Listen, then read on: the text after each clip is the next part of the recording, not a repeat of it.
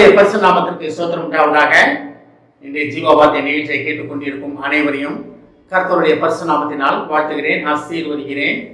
இன்றைய தின தியானத்திற்கு தேவன் கொடுத்த வேத பகுதி அது ரோமருக்கு எழுதின நிருபம், அதில் 14ஆம் அதிகாரம், அதில் 18ஆம் வசனம்.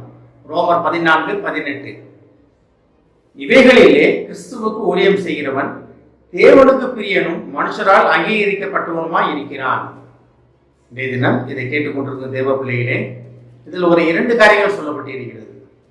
தேவனுக்கு கிறிஸ்துவுக்கு இயேசு கிறிஸ்துவுக்கு ஊழியம் செய்கிறவர்களை பற்றி 2 காரியங்கள் சொல்லப்பட்டிருக்கிறது. அதில் ஒன்று பார்த்தீங்கன்னா, முதல் சொல்லப்படுகிறது தேவனுக்கு பிரியன், எனக்கு பிரியமானவன். தாவீது சொன்னார் பார்த்தீங்களா, எனக்கு பிரியமானவன், இதயத்துக்கு இன்பமானவன் அப்படின்னு போல. இதில் ஊழியம் செய்கிறவர்கள் யாருக்கு பிரியமாக இருப்பாங்களா? தேவனுக்கு பிரியமாக இருப்பாங்களா? பிதாவுக்கு ஊழியம் செய்தால் குமாரனை கனப்படுத்துவர்களாக இருக்கும். பிதாவானவர் குமாரன் மூலமாக நம்மேல் பிரியப்படுவார். அப்ப தேவனுக்கு பிரியனாக இருப்போமா? அடுத்து பாருங்க, மனுஷரால் அங்கீகரிக்கப்பட்டவனுமா இருப்பானா? அப்ப அந்த 2 காரியங்கள் தேவ ஊழியர்களாக நமக்கு நடக்கும். நான் இப்போ ஊழியம் பண்ணுகிறதுன்னா உடனே நான் அடிக்கடி சொல்லியிருக்கேன், சாட்சியுள்ள வாழ்க்கை வாழ்வது தான் உண்மையான ஊழியம். அது லட்சக்கணக்கான பேர் உங்கள் பேச்சை கேட்டு மறந்துருக்கலாம். ஆனால் நீங்கள் உண்மையான சாட்சியுள்ள வாழ்க்கை வாழாட்டி நம்ம தேவனை தரிசிக்க முடியாது. அப்போ நம்ம எந்த இடத்துல இருக்கோம்?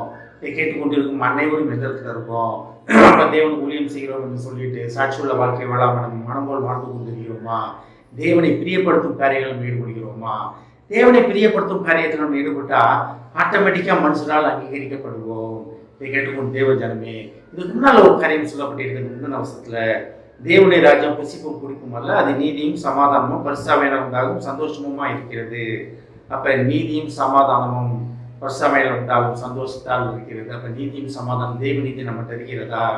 தெய்வ சமாதானம் நம்ம இதயத்தை நிறைக்கின்றதா? இதை கேட்டுக்கொண்டு தேவ பிள்ளைகளே, நம்ம எந்த இடத்துல இருக்கோம்? தேவனுக்கு பிரியமானவர்கள் நடக்கும்படி கர்த்தர் நம்மளை அழைத்து கொண்டிருக்கிறார்.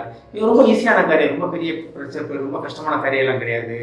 அன்பாயிருங்கள், ஒருவரில் ஒருவர் அன்பாயிருங்கள். இதுதான் தேவன் நம்மகிட்ட எதிர்பார்க்குற ஒரே காரியம். நம்ம ராஜரிக பிரமாணம் இயேசு கிறிஸ்து சொன்னது தான், அன்பாயிருங்கள். ஒருவரில் ஒருவர் அன்பாக இருக்கும் பொழுது நம்ம தேவனை ஆட்டோமேட்டிக்காக பிரியப்படுத்துவர்களாக நம்ம காணப்படுவோம். மனிதர்களுக்கு முன்பாக நம்ம மகிமைப்படுவோம், மனிதர்கள் முன்பாக அங்கீகரிக்கப்பட்டவர்களாக காணப்படுவோம். அந்த தேவ அன்பு நம்மளை நிரப்ப வேண்டும். நம்ம உலக அன்பு கிடையாது. உலகத்தில் உள்ள அன்பு கூறாதிருங்கள் அப்படின்னு இயேசு கிறிஸ்து சொல்லியிருக்காரு. ஆனால் உலகத்துக்குள்ளதான் வாழ்றோம், உலகத்தின் காரியங்களில் தான் நம்ம தேவைப்படுகிறது. ஆனாலும் அதில் நம்ம அன்பாக நம்மளோட முழு கவனமும் அதில் இருக்கிறதா?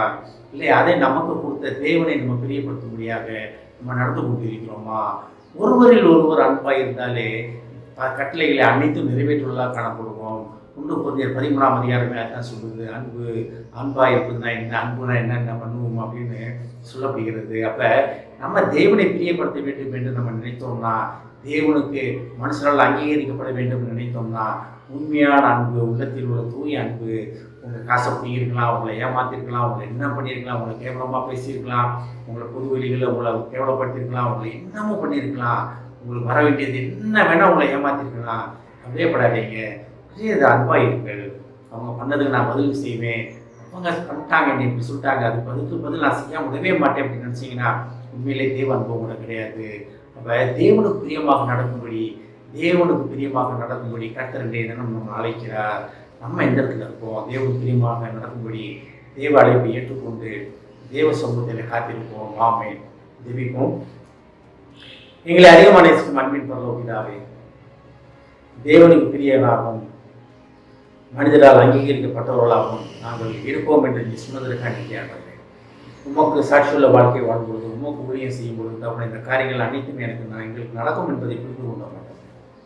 ஒருவரில் ஒருவர் அன்பாய் இருப்பதை மிகப்பெரிய ஊழியம் என்பதை அறிந்து கொள்ள மாட்டோம். இந்த நிலையிலே நிலைத்து நிற்க எங்களை பலப்படுத்தணும்ப்பா. மனதில் உள்ள வெறுப்புகள், கோபங்கள், தாபங்கள் அனைத்தையும் நீங்களாக கேட்டுக்கொண்டு ஒவ்வொருவரையும் ஆசீர்வதிக்கணுமாப்பா. ஒவ்வொரு குடும்பத்தையும் ஆசீர்வதிக்கணும். குடும்பத்தில் உள்ள ஒவ்வொருவருக்குள்ளும் ஒவ்வொரு மேல் உள்ள அன்பு பெருகி வளர உதவி செய்ய மாட்டவரே. உடன் பிறந்தவர்களுக்குள்ளே உள்ள சமாதான சந்தோஷம் பெருகட்ட மாட்டவரே. கணவன் மனைவிக்கும் பெற்றோருக்கும் பிள்ளைகளுக்கும் உள்ள அன்பு நிலைத்திருக்கட்டும் மாட்டவரே. குடும்பத்தில் உள்ள வயதானவர்களை உங்களுக்கு தெரிகிறோம். அப்போ வயதான காலத்தின் பலவீனங்களுக்கு அவர்களை நீங்களாக்கி பாதுகாத்துக்கணும். அவருடைய தேவைகளை தந்து போஷிப்பார். இயேசுவின் மூலமாய் கேட்கிறேன் நல்ல பிதாவே, ஆமென். கர்த்தர் உங்களை ஆசீர்வதிப்பாராக.